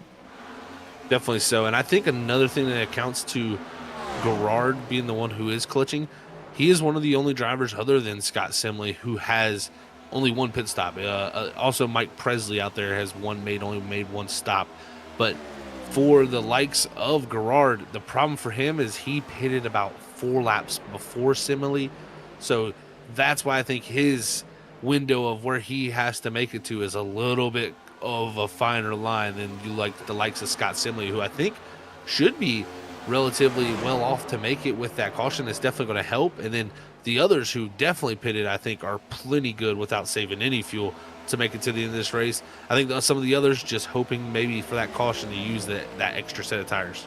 Grand Humphrey, you got to be careful. You got a couple of those M&M machines surrounding you as the red and white and blue M&Ms are trying to make their surge forward. The 1, the 99 are those 2 drivers in the M&Ms, and then the number 8 on screen. Is seeing Grant Humphrey, who has been one of the bigger movers of this evening. He's had a couple of scares tonight and almost one there off the exit of turn 4. And just that wall is sneaking up to drivers. And I know, Zach, another factor that we really don't get to talk about a lot is tire rubber being placed on the track throughout a race and how that could be affecting these drivers that were so used to running the top all night long. No doubt, yeah, rubbered in line happens very, very quickly. And from what I saw, that caution, it cleaned off that bottom line a ton. The outside line, though, because you don't really run it under caution, kind of stayed rubbered in pretty well. So I think it's kind of made a little bit of a discrepancy on the lines now. Usually, the way it tends to favor, at least in iRacing, a cleaner track is going to be a little bit quicker because you don't have that rubber on the track. You kind of get into the asphalt a little bit more. But a cleaner track will also have a little bit more wear on it than the rubbered in part of the track that protects the tires a little bit more. So I think what you might be seeing right now is the inside is definitely got a speed advantage possibly right now. And also it's going to wear the tires just a little bit more than possibly that outside line. So we could see a little bit of reverse rolls than what we normally see. And that's all due to the dynamic track that iRacing has brought to us. Going through all the drivers that are up front, they are all staying in 5th gear, but they certainly are not giving up all the action, as this is still the battling going on for the drivers of 6th, 7th, and 8th on screen. And some of the closest side-by-side action of the night that is happening right now. Everyone else is single file, keeping it close, waiting for the methodical time when they want to press forward and maybe attempt to pass. It looks to be difficult up front, but these drivers in the middle of the group willing to make some moves, and that outside wall always willing to pull out and take someone with them. They're taking it easy at this current time. One other driver that's part of this group, got to give credit to, the 88 of Kevin Roy, qualified 25th, up 16 positions, and due to just taking it easy. I mean, when we last talked about Roy, he was outside of the top 20. Really wasn't a factor to watch out for, and he's watching the competition beat and bang, use up their equipment, and the 88 is the one that's just lingering to take maybe a couple of more spots, and if he sees any trouble in the lead pack, might see a top 5 even in the window. I love drivers that do this, man. It's such a smart strategy. I mean, you know, other drivers are going to go out there, really risk it for the biscuit, so to say, and it's going to cause issues for some people. And you got drivers like Kevin Roy who are going to be a little more methodical, let it all play out, and pick up the pieces that some of these other drivers drop. And then next thing you know, he's going to be sitting on the door of a possible top 5. So we'll see how Roy's the rest of his night goes. But I tell you what, we did have a big moment a few laps ago up into the top 3. Kip Easley, super loose after Jeff Pogo just really, you know, as I said earlier in the race, before the race started, you can get so close to someone's rear end that you kind of arrow grief it, is what we call it, and you just cause them to get really arrow loose right suddenly. And when this car gets loose, it's very, very scary. So great job by Easley saving it. Also great job by the 97 not allowing that to cause any issues for him, but it's definitely allowed Rob Lowell to get around him, and also Scott Simley also to kind of drive a little bit away here from this 27 to 97. Pulling away, and Rob Lowley's getting back into the mix. The 21 machine that dominated the first half of this race. Really what helped him is he saw the rest of the competition ripping the top, utilizing their rubber for the early portions of a run, while this 21 was willing to stay low, protect the rubber, stay as low as possible. Now, the one thing that I'm concerned about Rob Lowell, he did get into the outside wall. We don't see any visible damage, so there might not be anything really there. But if he has collected any type of side damage at all that's internal, this 21 is doing a great job trying to just salvage what he's got to continue running the lane that he is. It's definitely so. I think it's a tough position to be in, that he is right here, right behind this 33. He's trying to find his way to make any little bit of ground up to also catch up to Mike Kelly, who's, you know, a good 6/10 up the road from these guys. So, you know, for Lowell, it's tough because, you know, do you go now and try to get past Simley, or do you just kind of let it come to you, because there's still plenty of time to go, and you can see Simley covered off the bottom. Now Lowell goes up to that top side. He's able to cut down here off the exit and carry a good bit of momentum. They're going to be side by side down here in the one. So Lowell trying to get the job done here for a second. We'll see Simley fight. No, he's going to let that 21 take over the spot for the time being and see if he can run down the 22. But don't count that 33 out. He could be letting this all play out for the long run. Hey, those are the games. You got to think in the back of your brain, okay, if this guy's behind me is willing to push, be aggressive, one, he might just overcook his tires and I can get this spot back within 2 to 3 laps. Or this driver could be so much faster than me that they could pull me into the next fight. They could then battle and I can get back into the mix. And I think those are some of the mind games of scenarios that some drivers think up of what could be ways I could gain on the drivers ahead of me if I let the guy behind me go by and battle. That I think some drivers kind of lost that idea of, I got to fight for this position, hold what I have, this ground is all that I have left, instead of maybe I'll give now and get rewarded later. That's exactly right, Sam. Yeah, I think that's definitely got to be the mindset there for sure. And we'll see how this works out. But right now, got to give credit to Mike Kelly out front, 30-67 to Rob Lowell's 30-74. So right now, that 22 has great pace out front. And look, a little bobble from the 21. That might let the 33 get back into the picture. But I think for the smart thing Simley is doing, he is not going to the inside there and trying to make an unnecessary move to kind of race each other, because that would just slow them both down. He shoves them down the straightaway to get their momentum back going. And that is going to be, I think, a very high racecraft move. A very high craft move, and also just trying to stay in line, continue running them down. The only problem is, yes, in theory, this is a good call. It's caution is out, trouble in the middle of the field, and it's Colin Trebass as well as the 17 on Mike Presley. And Presley, a hard hit to the inside, as well as seeing a couple of others. And drivers are confused on the actions coming out of turn number 4 between the 39 and the 17. Big hit for sure, Sam. This we'll get to see here how this all shook out. I believe the 17 is going to be on the bottom side here through 3 and 4. 39 is going to go up around the top. And a common sign you see here with some racing, and boom, just a little bit of the 17 kind of crowding the 39 coming up the racetrack on exit, not clear. 39's there. That's going to turn Mike Presley, and from there, he goes backwards down the front straightaway and hard into the inside pit wall. So it is a situation where Travas, there's really nothing he can do right here. I mean, he's even exiting. I mean, he's exiting somewhat low, but again, you know, he's on the outside. He kind of determines where he exits. I wonder if he can hop on board the 17, because he just lets this thing roll and continue going backwards all the way into the pit wall. But this is your BG Graphics yellow flag being thrown here tonight in your G-Stone Motors replay. And what happened to Mike Presley? Because this is a hard contact move. We can go to an outside look, because he just lets this thing go forever down to the inside, never locked it up, and hard contact to the inside pit wall. Only this is on the virtual side, because you do not want to take that type of hit in real life. That's for sure. Yeah, those unprotected, non-safer barrier walls, very, very heavy hits for sure there. And the only thing I can imagine there for Mike Kelly is maybe just trying to get off the racing surface, not to cause the yellow. But I think at that point the yellow might already been even out. So it's, you know, tough to say, but he definitely added to the damage of his race car there by not just locking it down. So, you know, preseason race, he learned probably a lot tonight, and he's going to go out of here and have some things to take away for the season. Still a lot of racing action to go. Our next mile-and-a-half race that we'll have on the official schedule will be race 6 on our schedule, but actually be race number 3 of the point season at the 2008 Atlanta. The first official start of the season will be June 4th at Michigan. Well, they'll run 100 laps that evening. We still have one more preseason race before the season officially starts. That's next week at Nashville Super Speedway. Going to be another concrete, tough track to pass. We'll see how these drivers can react there. I think that's another one to watch out.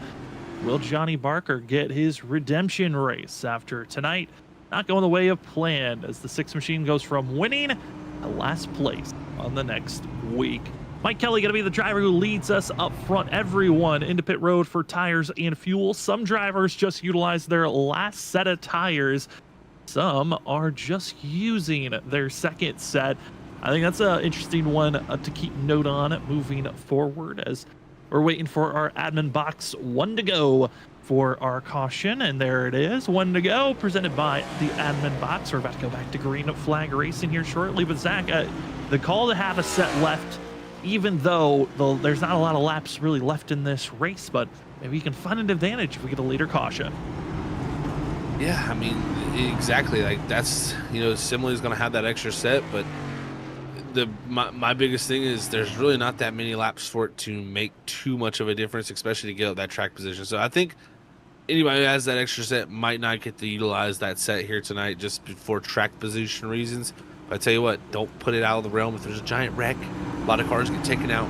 The ability for that strategy opens up for sure. So we'll see what happens. But I think now everybody on even footing, it's going to be a very interesting dash to the end, because you know, the saving of the tires, that's kind of going to get thrown out the window more or less here.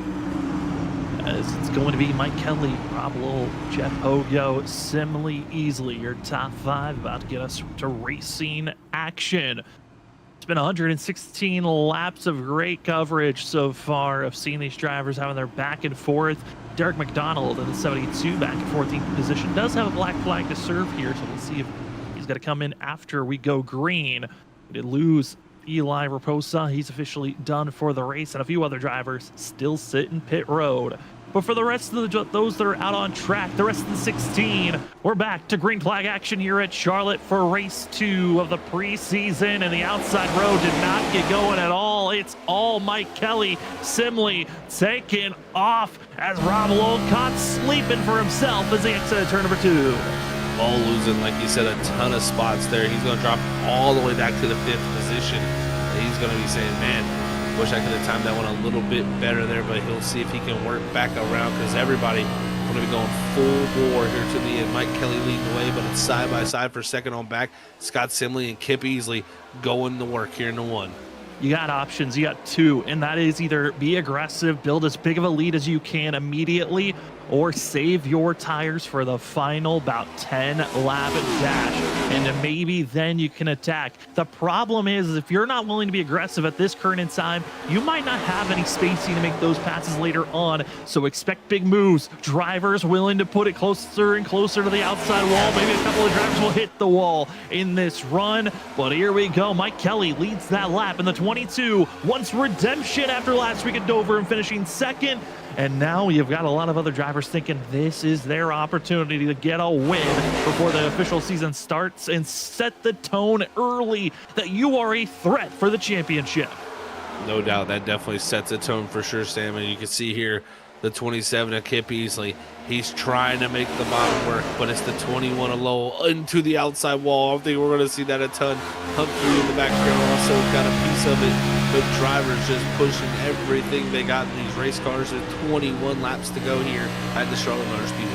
I'm so concerned for the 21 of Lowell. I mean, he slammed that wall hard again, not showing crazy amount of visible damage, but this exit of turn number 4 going to be a very impactful one for the 21.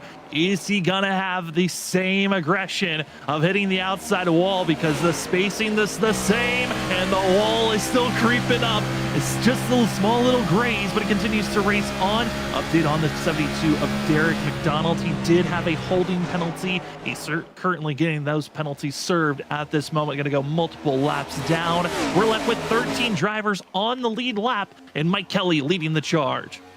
Mike Kelly's done a good job so far ever since he's took the lead back a few restarts ago, controlling this race, but he's going to have a ton of work still to do. As drivers in the background again, Rob Lowe hard into that outside wall there. Somehow that right side is taking a beating, but it just keeps on just completely being fine.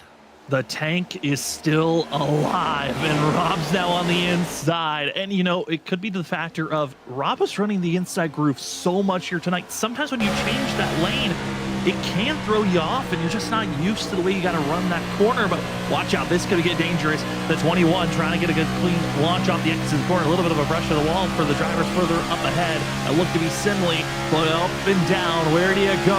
And it's going to be Progo trying to find an opening for the 97. There's just nothing there. He's got to trust whatever lane he's in. And finally, Lowell makes the move over the 27. And that could be the go button for Progo. Inside could be the call. Lowe blocks the inside. Tell you what, that was a risky business here, right there on the bumper of the 27 into one. You see the 27, he was fighting the rear end on entry. Luckily, Pogo did drop back after entering right there, so it kind of allowed the 27 to gather it up, but it allowed Lowell to get past Kip easily. And now these drivers got to reset and re-attack, because right now the top two starting to drive away. Kelly and Simile opening up the gap as third on back is just a race full of drivers. Seeing a couple of more drivers trying to get into the mix. The M&M's machines back in it. There's the one of Brandon, as well as seeing the 99 trying to get into the mix. Both running M&M's, and the 99 on our ticker. That's the 18 red and white and blue M&M's car. The one is still the one, but similar schemes, honoring Kyle Busch, who he lost here today. Crazy that he passed away, but honoring him in a great fashion. Seeing these Kyle Busch schemes trying to rev their way forward. Pogo gets the pass done, but easily about to get swamped by more drivers with the fact that he had to back off out of turn 4. Definitely had to back off there a little bit. The 97 decided, I have to make clear of this 27. He's run this inside of him for a couple laps there. Had to drive it in a little deeper, slide up in front of him. It luckily kept it gathered up, but it really hurt easily there as he lost that position to the one of Gerard. And now it's going to be the 48 of Humphrey on the inside here trying to make the move, but it's just not working for the time being, as they're going to stay side by side down the front straightaway. Back and forth, where do you want to go? And it's going to be Humphrey in this 8 machine. Also the 48 on our ticker that's bouncing to the inside, trying to make the big moves. And Grant Humphrey was the fastest driver 2 laps ago on track. Knows their speed underneath this machine, but you gotta find the openings to go on by. And this is just proving how the dirty air is just holding back so many drivers from really attacking to try to move forward. Well, up front, your top 2, they are on top of one another and are just blitzing their way from the field. It's not even a competition. It's Mike Kelly. It's Scott Simley. These are the only 2 drivers that will be a factor here tonight, unless Rob Lowell or Pogo can find something just a little bit extra to run these 2 down. Yeah, these 2 have been lights out since the restart here, and it's very interesting. You know, Kelly running the bottom, Simley running that second groove. So if Simley catches up running that second groove, does Kelly make the change? Does he slide up the racetrack? The thing is, will he be ready for that change too? Because again, running those 2 different lines takes 2 different approaches, and it's going to be interesting to see how this works out. As you can see, Simile just lurking in the background, and he has looked so strong here tonight. He has looked very strong, and the strength ultimately was there in the long run, able to save the fuel, able to save the tires, and was there to fight right before we saw Rob Lowe go into the pits around lap 50. This stint going to be much shorter. It's not a 50 to a 55 lap run. This is only a 40 to 30 lap run that we're dealing with. It's a shorter range. You got to use up a little bit more of your tires to attack, to go forward. You're going to have a lap car on the inside. That's the 39 that will get out of the way. And seeing the rest of the field trying to find their openings of catching up, battling. A little bit of a hurt for the 21 of Rob Lowell. Had to run higher than I think he wanted to catch up to these front 2. but that's a tough run overall. Trouble for a driver back in 13th, Brett Hahn. Looks like his tires in a hard contact. He's going to force him into pit road. But up front, we continue to race on. Green flag racing for Kelly right now, who wants to see victory lane called for himself just a week after finishing second at Dover. He was so strong at Dover, man. He did such a great job there to put himself in position for a late win there in the late going. And here tonight, he's done similar, but this time has been able to get the clean air, take control of it. And right now, he is controlling this race, and the lap times from him look very, very strong. 30-44 out front to a 30-51 from the 33 of Scott behind. Mike Kelly doing everything in his power to make sure he hits his marks on that bottom group.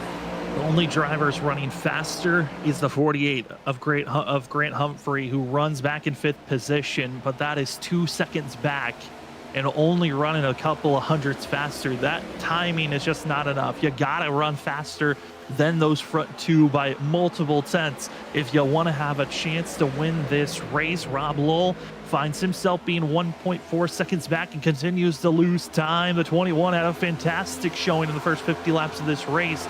It just did not come down to his favor. Got into the wall too many times and currently just fading. Hurting on pace, hurting on tire wear, and Pogo as well, another driver that just is not finding the acceleration out of the exit of the corner. He's got to back out almost every time coming out of turn number 4, which is really what's making these drivers lose all sense of speed to our front two. That they are, and I tell you, man, Kelly's doing a great job just continuing to open the gap. The Simile's trying everything in his power to make that second groove work. But like you said, that 3rd to 4th on group, that could be where the battle lies, because Pogo starting to close in about a 10th quicker than Lowell that fast time, and same for Grant Humphrey, about 2 tenths quicker. So the battle for 3rd is going to be really interesting here before this is all said and done. Who wants to talk to us at the end of the day? Who's going to make the big move for a chance to take 3rd? Because the battle for the lead, the battle for 2nd could be done and dusted based off how they're running right now. 6 laps to go. Who's got the final swing? Has anyone been protecting their stuff for a final couple lap dash to catch up to our top drivers? Or are you going to be stuck where you're at this time? 5 laps to go from Charlotte for the 2nd race of the preseason of the 802 Next Gen Elite Series here on Freaky Fast Broadcasting. And big thank you to G-Stone Motors, as well as BG Graphics, the 802 iRacing League Podcast, Riptide Radio, and the Admin Box as our top 3. Honestly, it's just the top. It's battle for 3rd. That's really the last battle that's left on the cards for most of this field. Everywhere else is pretty stable on where they're at. But Zach, this train of drivers, they're trying everything. There just isn't anything left, it looks like, for everyone behind the 21. Yeah, Pogo's trying to find the clean air. He's gone high. He gets a good run, but it kind of evens out with, running that higher line. Humphrey, though, I feel like if he had the kind of clear air up top, he might be a factor for it. But I think with Pogo trying to go around the top of that 21, it has really made a tough job for Grant Humphrey behind. So right now, Lowell just trying everything in his power to hit his marks because he's only got to hold on for 3 more laps. This is a great run for Rob, recovering after finishing last week at Dover. He did not like that type of finish. Pogo getting a first sense of the 802 Next Gen Elite Series with his debut preseason race. And also seeing Grant Humphrey having a pretty good run for himself here this evening, as he was as well making one of his debut runs tonight. But it's all eyes on the 22 of Mike Kelly, which Kelly, I think, after last week's race and seeing how dominant Johnny Barker was, there was a concern of maybe I'm not fast enough. Maybe I wasn't going to be the driver that could hunt for a championship. But after tonight's running, the mental fortitude, the strategy calls, and off the exit of turn number 4, looking up to the flag stand for your 802 iRacing League podcast. 1 to go. Mike Kelly is a threat, and he knows he's going to have a chance for a championship when this season starts based on how he ran here tonight. That is for sure. He has done an excellent job all night long, worked his way through, and got to the lead after a restart and has not looked back, Sam. Once again, qualifying was the weakness. Qualified back in 13th, but after all the strategy, after all the moves, and after all the chances, the 22 will win race 2 of the 802 Next Gen Elite Series preseason race. Congratulations to Kelly from second to the win. After 2 weeks of racing, this 22 is going to be the driver of the season to watch. Who can find a way to stop Mike Kelly? What a job by him after getting the lead, kind of controlled the race, and man, just really flipped the script on us there, because it looked like, at points it was the 33, the 21, the 97 who were going to be the drivers to beat for tonight. But at the end, it's the 22 car who's going to end up in victory lane here at the Charlotte Motor Speedway. You got to give credit, though, to Scott Simley. I mean, he sent it for everything at the end. Kelly taking it a little bit easy, trying to make sure he minimized any mistakes. He didn't want to put it in the wall at any point. And Simley all ran it down to 1/10 at the end. Can't wait to talk to Simley, get his thoughts on that attempt for the pass for the win. Wasn't enough, and it ultimately goes to Mike Kelly. And we'll also talk to Rob Lowell, the post-race show. Our broadcast isn't over yet. We'll be back right after this to talk to our top 3, get their thoughts on tonight, and get you prepared for next week at Nashville Super Speedway. We'll be back in just a few with driver interviews.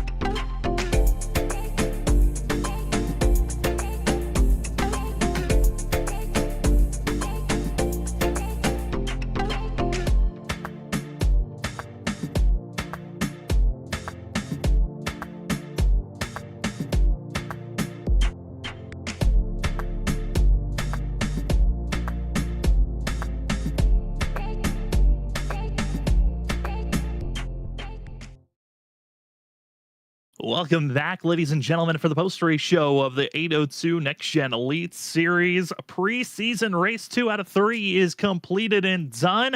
Our first mile and a half race is over from Charlotte as we head to victory lane to talk to the 22. A week later, he's up one more position, and that's a win for Mike Kelly.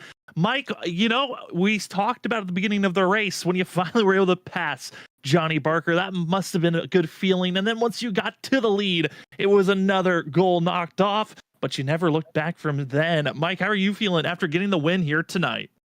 I'm feeling great, man. Second at Dover with only one guy I couldn't beat. And now to take it up a notch, get the win tonight. I love Charlotte. Kind of surprised. I didn't feel like I had a race-winning car. I borked qualifying and was working my way up, like you said, had a hard time getting around Charlie. Pencil gets sharp up there, and it's hard to pass people. And I was just biding my time. And, of course, Scott Simley, my teammate here, he's the master of saving fuel, I tell you. I think I brought it up before, but you'll find out. He can save that fuel.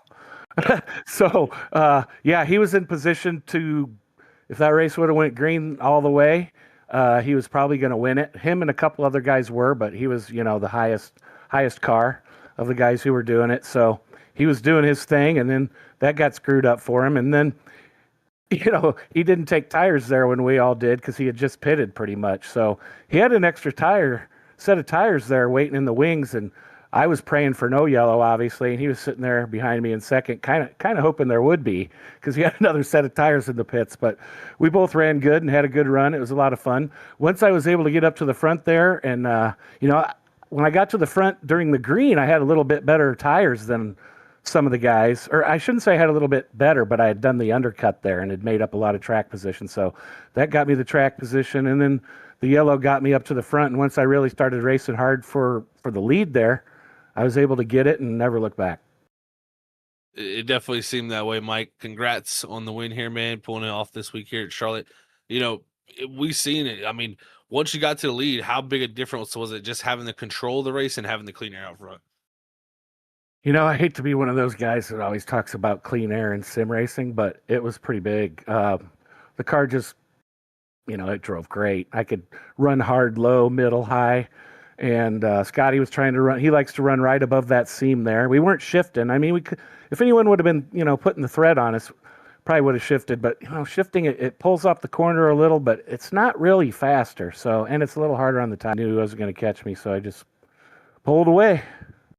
I mean, Mike, we're heading to another concrete track. Now we got Nashville Super Speedway next. We saw how dominant Johnny Barker was last week. Does that give you any concern knowing we're going to another concrete, or do you feel like it's after tonight's performance, it's wide open? Anyone's got a chance to win that race. Yeah, it's wide open. I don't know if he's a concrete specialist or not, but he certainly was at Dover. I like concrete tracks myself. Love Bristol, and I do love Nashville as well. It's a track that it's kind of been ever changing with builds lately. It used to be one groove around the bottom, but they've opened it up and put some more grooves into that track. So I'm looking forward to it. It should be a good race, but I'm really looking forward to getting the season going. That's the main thing. Got everything revving right now, so I'm ready to get it going. Oh, we can sense that as well. Mike, congratulations on tonight's win and having the best average so far of all the drivers on your finishing position after 2 races. Before I let you go, the floor's now yours for any other shout-outs. Yeah, shout out to you guys at Freaky Fast. Really enjoyed watching the broadcast this week, and it'll be a special one to watch this week, obviously. Shout out to Scotty and the Turn 1 Heroes team. It's always great getting a 1-2 finish. Shout out to all the sponsors here, BG Graphics and everyone else who's on board to help out. And, great. Of course, got to give it to Rob. Guy does a lot for sim racing. And this league to come out and, have great broadcasts and no entry fee and good competition. Can't beat that. So hats off to him and everybody at 802. And then, of course, can't forget to thank the Smoking Hot Wife for giving me the opportunity to come and waste my time with you guys, 4 or 5 times a week. Well, thanks for giving us a great show here tonight, Mike. Enjoy this one, and good luck next week at Nashville Super Speedway. Thanks. We'll see you there. Appreciate it. Yep. As we move from victory lane, we go down to second place to talk to Mike's teammate of Scott Simley, who tried all the strategies, was probably had the best one if we stayed green all the way through, but it got shooken up there at the end. Scott, you still come away second at the end of the day, but man, how are you feeling after your performance this evening? It was a good race. Yeah, a lot of different things going on there. I mean, obviously, I think I made it 71 on that first run, and I was gonna have to save a little bit to make it that second run. But I mean, it would have been interesting to see how that would have played out. But either way, top 5 run. Yeah, it was a good night for us. I didn't have anything for Mike there. That clean air, there's something to be said with these cars. It's pretty big. This and I was trying to. Mike was running low. I was trying to run high and trying to maybe get a run on that high line, but I just couldn't do anything. Couldn't do anything with him. It definitely was a good battle to watch between you guys, and a great job by you saving the fuel in that first run, Scott. Definitely a good start to the preseason for you. How do you feel like this race can kind of like help lead towards the rest of the season, and especially for some of these intermediates coming up? Yeah, it's good. It's good to get the practice in. I've been running the truck a lot, and yeah, I just hadn't got a lot of laps in this as of late. But it's good. And to run up front too, that also helps the momentum and just keeping everything in check and knowing that everything's going good. So just get the practice in, and yeah, these practice races are good, and we'll just keep plugging away. The schedule looks good, following the Cup schedule, so it should be fun. I mean, Scott, when you look at how you had to race around some of the guys here tonight, is there anyone besides your teammate that kind of pops up that you're like, okay, this could be a driver that I might have to keep my eye out on when the regular season starts? There's quite a few. I mean, Rob's right there. You got Jeff and Barker's. You got to watch him too. And there's fast guys in this league to keep your eye on, and of course with the different strategies sometimes too. So I try to keep an open mind and just try to go with the strategy and with my gut and what to do. And I had raced. It was weird because I raced Monday night and I actually lost in a fuel mileage race with about 300 feet. I sputtered and guy passed me. I literally in the last 100 feet. So coming into this one, it was like, oh boy, here we go again. So I wanted to make sure that I had enough to make it on this one, but it didn't matter at that point. But that was interesting too. Well, Scott, you already proved to us if we ever go to a fuel mileage race, it's going to be a fun one to see how you can out strategize the rest of the field. But before we let you go, the floor is now yours for any other shout outs. I appreciate it. Yeah, thanks for you guys for broadcasting. I got to go watch last week. It'll be fun to watch you guys. I've heard good things, so it'll be fun to watch. And all the sponsors, BG and Stone and G Stone and, Rob and just the admin box, and just everybody that puts this on. And got a shout out to teammate Mike for getting the win tonight. I tried to give it anything, trying to throw everything but the kitchen sink at it, but I didn't have it for him. But we'll try to get him next time. But still, shout out to him, and that's about it. Just appreciate everything you guys do. Well, thank you for giving us such a great show to call. That will be Scott Simley in the 33 coming away second here tonight. Congratulations, Scott, on that finish, and good luck next week at Nashville Super Speedway. Hey, thanks, guys. As we move from third place, when we go from second place to third place, we bring in the 21 machine of Rob Lowe into the mix, and certainly one of the faster drivers in the first quarter of this race, and then at the end was trying everything. Rob, you were the driver that was risking it all. Got in the wall a couple of times there late, but besides those mistakes, how are you feeling with your performance here this evening? I'm happy. Good evening, first of all. Nice to talk to you guys. Yeah, I'm happy. I had damage from like when I think it was me and Connor got together there. I gotta go back and look see what happened, but yeah, it just didn't turn as good after that. And then that last restart, a couple laps into it, I got into the wall pretty hard. I had wheel damage from that point on, and I hadn't shifted the whole run, the whole race. And 5 to go when Pogo caught me, I downshifted into fourth. And all of a sudden I'm looking at race labs and I'm a tenth and a half faster than the leaders. I'm like, well, shoot, that's a little too late. But if I got to them guys, they just would have started shifting too. So I'm happy. I bought a new wheelbase and pedals back a couple months ago, and I'm finally got them dialed in where I like them, and it's making all the difference in the world. Definitely a great run here tonight, Rob. You showed a lot of pace, man, and it was an impressive run from yourself. Of course, like you said, getting that damage there in the midpoint of the race. We seen the track tonight. It was pretty racy from a standpoint of really every groove making it work. How, you were one of the drivers kind of located yourself more on the bottom side. How was that tonight? Kind of picking and choosing what groove to run. I feel like the guys that were on the bottom were good last lap 30. Um, Probably two winters ago, I paid to have Zach Novak come in and give our league a couple-hour class on the next gen car. We actually did it here at Charlotte. And one thing Zach's preached us here was, run the bottom and get on the blue and white paint. There's extra grip down there. So I was trying to do that. Probably half the time, middle of the corner, I could get down there. I'd miss it sometimes, but what he preached to us was, yeah, the top's fast. If you run the top for 20, 30 laps, but then it's going to go away. If you run the bottom, you're going to be good after lap 30. And I felt like, that first run, I was good. And I keyed up until Pogo go by me because I didn't want him behind me when I had to pit. I wanted to be able to not worry about getting run over from behind, and I wanted to be able to beat him by a lap to come in. So I let him go just before he pitted there. Well, it certainly looked like a good way to get yourself out of trouble with making that switch up right before pit stops. But we got one more race in the preseason before the official season starts. Rob, as an admin point of view, what are you hoping to see next week right before we start into the official start of the season at Michigan? A clean race. I felt like this is for a bunch of new guys and the spread we have of iRating in here and experience. I feel this was a pretty decent race.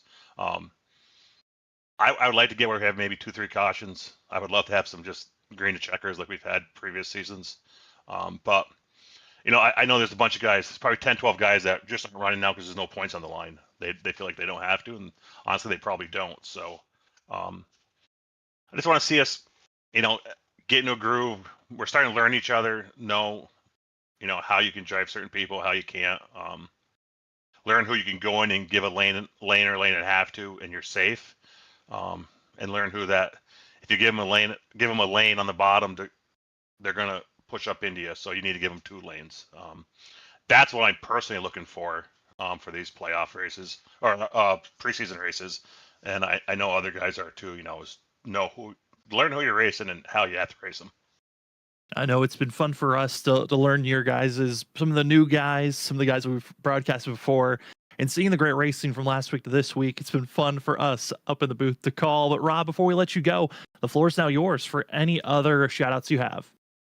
I just want to thank G-Stone Motors, Stone Chrysler Dodge Jeep Ram, Riptide Radio, BG Graphics. Those are the primary sponsors here. 802 iRacing League's podcast. I want to thank you guys. It's great to be back with you guys, working with you. I've already had guys, only after 1 week saying, hey, the broadcast's awesome. We really like them. I knew they would. You guys do a great job. Robert does a great job behind the scenes producing everything.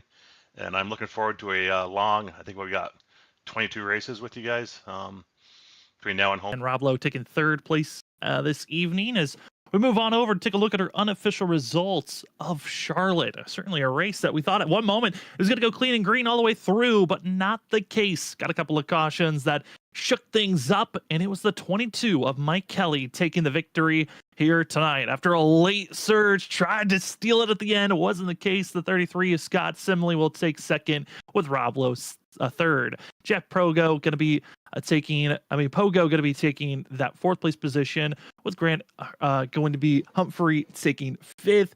The one machine, Brandon going to be taking 5th, 7th going to Kip Easley, 8th going to the 99 of Keith, Kevin Roy taking 9th, and finishing our top 10 is Chris Progrard.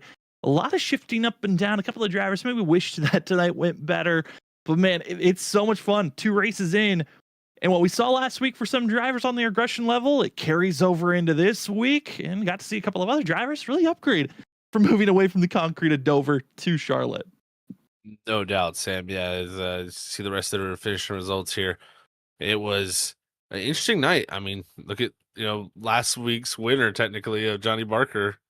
He's going to finish dead last year, 25th. So just shows you the ups and downs of a series. So you got to really be able to stay on top of that. And when you go from different track to different track, different things can play out for sure. So I'm excited to see how Nashville's going to be, another concrete track, intermediate style though. And I think we're going to have a pretty cool little race there too. And then see how the seasons gets all started off, Sam, because I tell you, this is once we get all the cars out there, everybody out there racing for points, it's going to really be a lot more on the line, I guess you could say.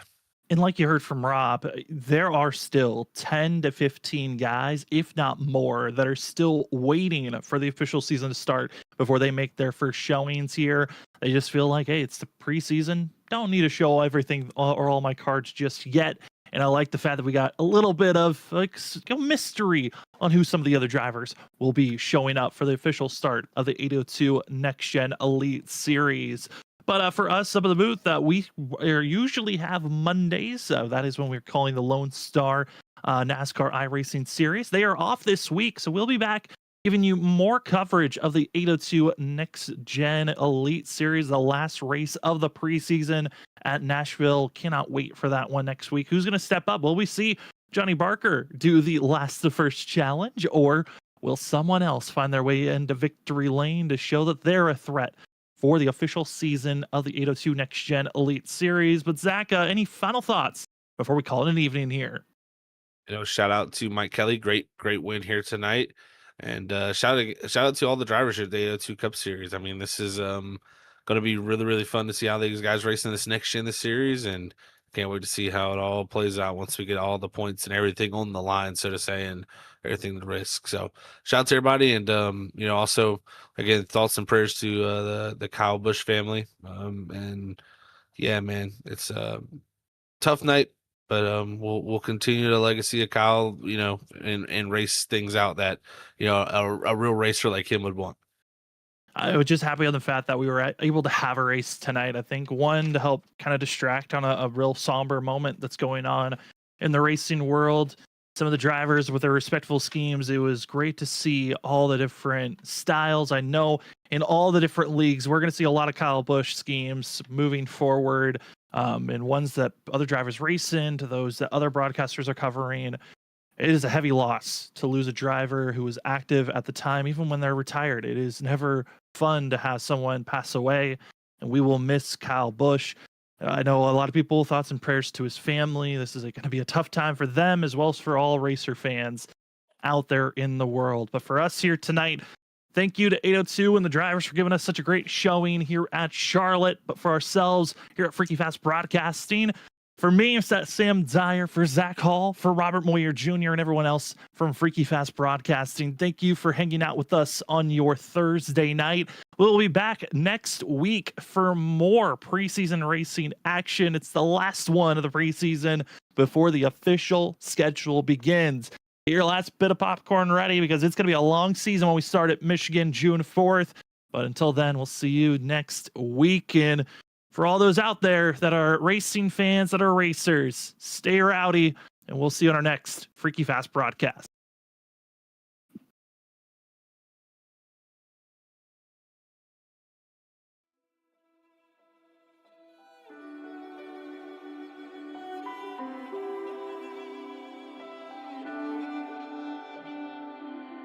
I was standing, staying still, never said what I feel. And every time I took the blame, carried all this quiet shame. 'Cause all the pressure in my chest, I've gotta fight to catch my breath. When every step still feels the same, trying not to break. Where do I go from here? Maybe I'll disappear. If I don't try, I'll never know. I'm waiting on you. Where do I go from here? There will be no more tears. Kill the doubt, feed the fire, hear the voice inside.